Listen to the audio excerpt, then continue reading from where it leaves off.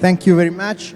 On behalf of the community of Sant'Egidio and of its president, Marco Impagliazzo, I'd like to thank Chairman Kiai-kiai for inviting me to this prestigious conference. I'm honored to reflect together with so many illustrious personalities, bringing the experience of the spirit of Assisi, which continues to blow despite many difficulties since 1986 on the initiative of John Paul II.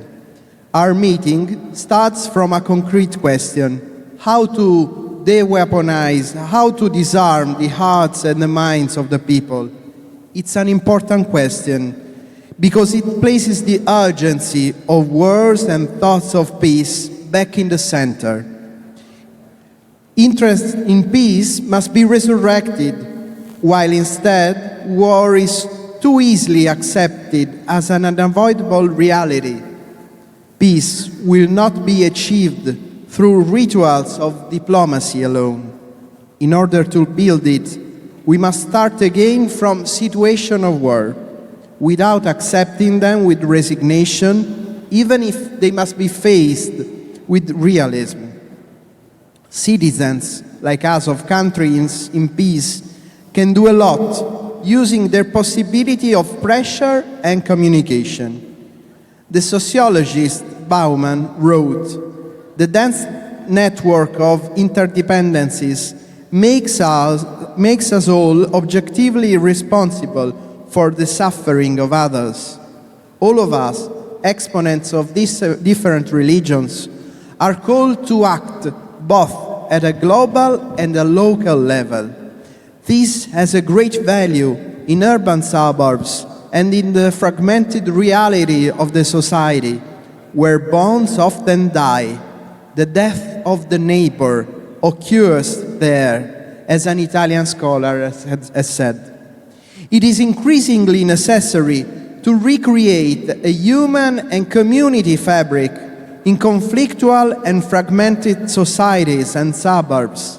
And there, precisely there, religions have a fundamental role.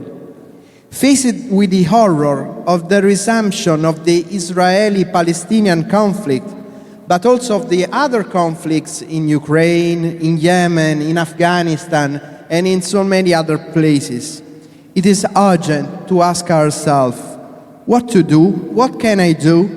This is why we are here, dear brothers and sisters. Many roads seem blocked. War, however, solves nothing.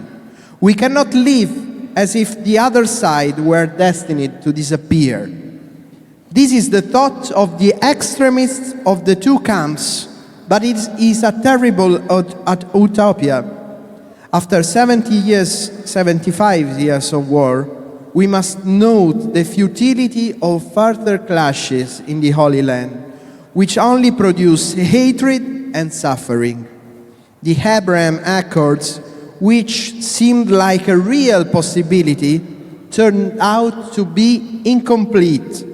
You cannot bet only on money and future prosperity. Wounds are too many and too deep.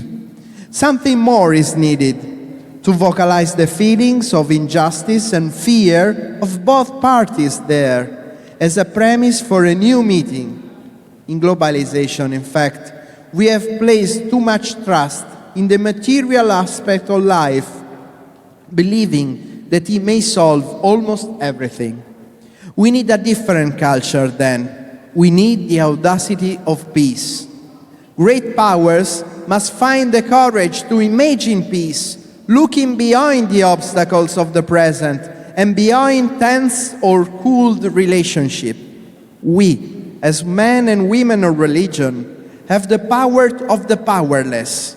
It is the power to change the hearts, the minds, to turn them to thoughts and actions of peace. But this goal can only be achieved together. We need an alliance of religions for peace. The practice of not speaking to anyone considered hostile or competitive has become widespread in our society. One tends only to speak to his or her own peers, the like-minded. We, as men and women of faith, know that true dialogue, useful and productive, is with the different ones, even with the enemy, to de-weaponize his or her heart and thus his or her actions.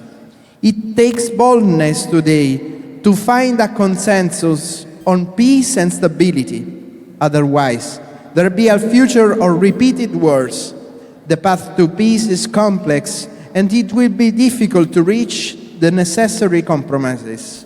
For this reason, there must be so many actors on this path, without excluding anyone.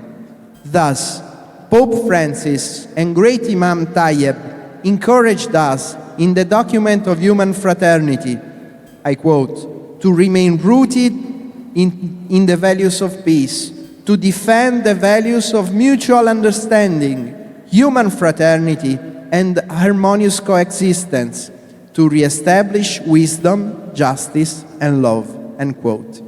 Dear friends, the community of Sant'Egidio is ready to support concrete efforts of dialogue and peace, as we declared in the MOU that binds us fraternally to the Nahdlatul Ulama. I quote, "We are committed to promoting and supporting our respective humanitarian efforts in support of people in distress.